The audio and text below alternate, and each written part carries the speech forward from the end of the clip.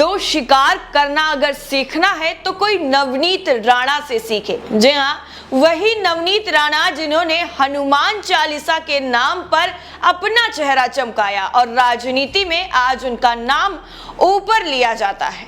लेकिन नवनीत राणा एक ऐसी शख्सियत है जिनकी जितनी ज्यादा तारीफ की जाए वो वाकई कम है, क्योंकि ये हनुमान चालीसा के नाम पर राजनीति करती हैं, जबकि खुद को हनुमान चालीसा खुद याद नहीं है। और इतना ही नहीं, हनुमान जी का नाम हनुमान आखिर क्यों पड़ा ये भी नहीं जानती हैं, लेकिन सबको बताएंगी कि हम ही सबसे बड़े हनुमान जी के भक्त हैं।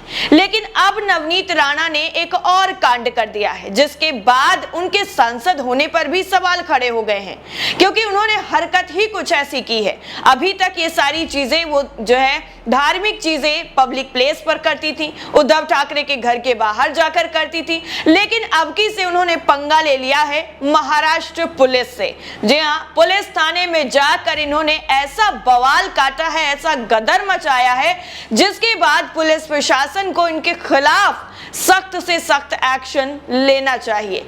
क्योंकि अगर पुलिस प्रशासन किसी के फोन का जो है सर्विलांस पर लगा देता है और रिकॉर्डिंग कर लेता है तो ये उसका अधिकार होता है, लेकिन सांसद जी को शायद कानूनी भाषा पता नहीं है और ना ही पुलिस प्रशासन के अधिकारों के बारे में पता है। इसीलिए तो वो गई थी पीड़ित की बात करने के लिए और वहां पर उठा लिया उन्होंने अपने फोन की रिकॉर्डिंग करने का मुद्दा। यानी एक तीर से दो निशाने, दो शिकार कर लिए। अपना काम भी बन गया और दूसरे का जो मुद्दा उठाने आई थी वो कितना उठाया है वो भी आपको दिखाएंगे। लेकिन अमरावती से सांसद नवनीत राणा, जिनका जो है पहले भी ये आरोप था पुलिस प्रशासन पर, अमरावती में ही ये पूरी घटना हुई थी उमेश कोले वाली, वहां फिर से इन्होंने जो है पुलिस प्रशासन पर आरोप लगाया था कि वहां की पुलिस सही से काम नहीं कर रही है, वो आरोपियों को बचाने की कोशिश कर रही है।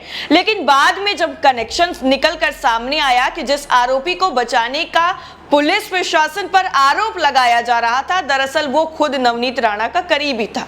उसने नवनीत राणा के लिए प्रचार प्रसार किया था चुनाव में।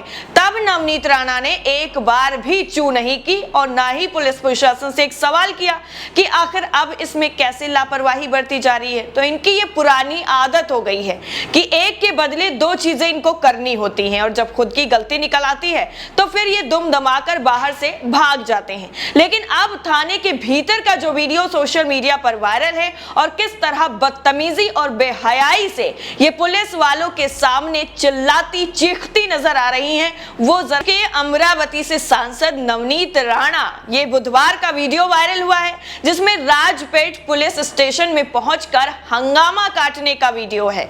हिंदू संगठन के कार्यकर्ताओं के साथ जो है थाने पहुंची थी, मतलब इनकी पार्टी के कार्यकर्ता भी अब इनका साथ नहीं दे रहे हैं, इसलिए हिंदू संगठन पार्टी का सहारा लेकर ये पुलिस थाने पहुंची। और हिंदू संगठन चाहे यूपी से लेकर के आप महाराष्ट्र, एमपी, कहीं पर भी चले जाइए, सब जगह आपको ये धार्मिक संगठन मिल जाएंगे और इनके कार्यकर्ता वो भी आपको खुलेआम मिल जाएंगे। कहीं से भी इनको पकड़ लाइए, आपके साथ चलने को तैयार हो जाएंगे। बस हाँ, इनका फोटो आना चाहिए, चाहे छोटा ही सही, लेकिन फोटो आ जाना चाहिए। अब नवनीत राणा ने आरोप क्या लगाया था जरा वो सुन लीजिएगा और फिर ये समझिए कि आखिर ये एंगल निकालना क्या चाह रही थी। नवनीत राणा ने दरअसल आरोप लगाया कि लव जिहाद के मामले की शिकायत के दौरान पुलिसकर्मी को फोन किया था और उसने उनका फोन रिकॉर्ड कर लिया। अब फोन क्यों किया गया था? लव जिहाद का एंगल जबरदस्ती बनवाना था या लव जिहाद के एंगल से पूरी की पूरी जांच करनी थी, इसलिए फोन किया था। अब वो उनकी रिकॉर्डिंग एक पुलिसकर्मी ने रिकॉर्ड कर ली और फिर उसके बाद जब ये भनक नवनीत राणा को लगी तो उन्हें कैसे बर्दाश्त हो गया कि उनकी रिकॉर्डिंग कर ली।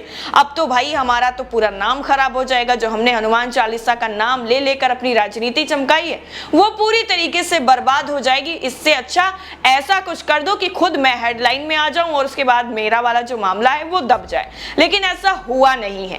अब उस रिकॉर्डिंग में ऐसा क्या रिकॉर्ड हुआ है जिसके बाद नवनीत राणा इतना ज्यादा बौखला गई कि रिकॉर्डिंग डिलीट करने तक की मांग कर डाली। पुलिस थाने में पुलिस वालों को धमकाते हुए बोलती है कि रिकॉर्ड करने का अधिकार किसने दिया आपको? फोन रिकॉर्ड करने का अधिकार किसने दिया? थोड़ा सा अगर कानून के बारे में पढ़ लिया होता तो ये सवाल करने की नौबत नहीं आती। और ये बचकाने सवाल बच्चे तक को आज पता होता है कि पुलिस प्रशासन फोन जो है सर्विलांस पर डालकर उनकी रिकॉर्डिंग सुन सकती है। किससे बात हो रही है, किस बारे में बात हो रही है, कहां पर बात हो रही है, हर एक चीज पता करने के लिए पुलिस प्रशासन के पास अधिकार मौजूद होते हैं। लेकिन नवनीत जी को ये पता नहीं था। उन्होंने गुस्से में आकर अफसर से पूछा, रिकॉर्डिंग का हक किसने दिया? राणा ने कहा कि लड़की के माता पिता मेरे पास शिकायत लेकर आए थे कि लड़की को अंधेरे में रखकर उसकी शादी कर दी गई। इसको लेकर जब मैंने पुलिस स्टेशन फोन किया तो पुलिस ने मेरा फोन ही रिकॉर्ड कर लिया।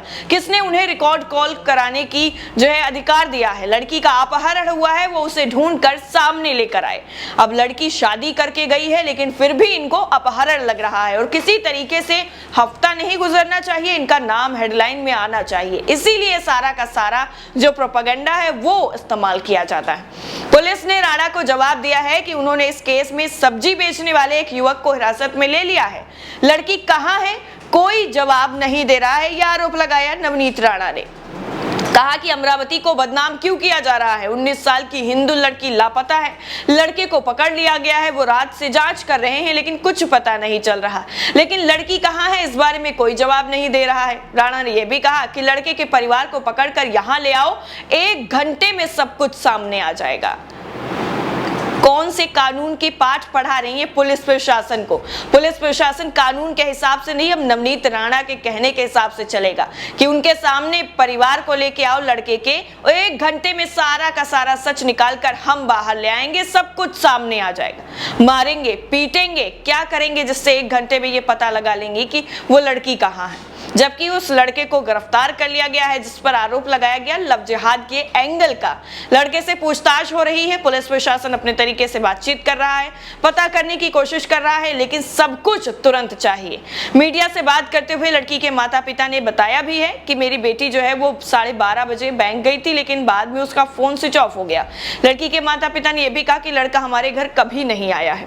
पुलिस पर नवनीत राणा ने आरोप लगाया कि वो इस मामले को गंभीरता से नहीं ले रहे हैं। अनिल बोंडे ने कहा है कि धरनी और अमरावती ऐसे 2 मामले हैं जिन पर पुलिस प्रशासन पूरी तरह से काम कर रहा है, लेकिन फिजूल में उन पर ये आरोप लगाए जा रहे हैं कि वो काम नहीं कर रहे हैं।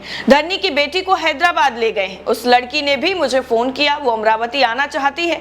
मैंने पुलिस से उन लड़कियों को ढूंढने और छुड़ाने का अनुरोध भी किया, लेकिन इन मामलों को उतनी गंभीरता से नहीं लिया गया, ये नवनीत राणा का कहना है, जितना उन्हें होना चाहिए था। नानी, इस मामले में जितना गंभीर पुलिस प्रशासन को होना चाहिए था, क्योंकि लव जिहाद का एंगल था, तो वो उतना जो है उतना नहीं नजर आए, एक्टिव नजर नहीं आए और सिर्फ लड़की को ही गिरफ्तार किया। परिवार वालों को भी घसीट कर थाने लेकर आना चाहिए था, उनको भी बंद कर देना चाहिए था।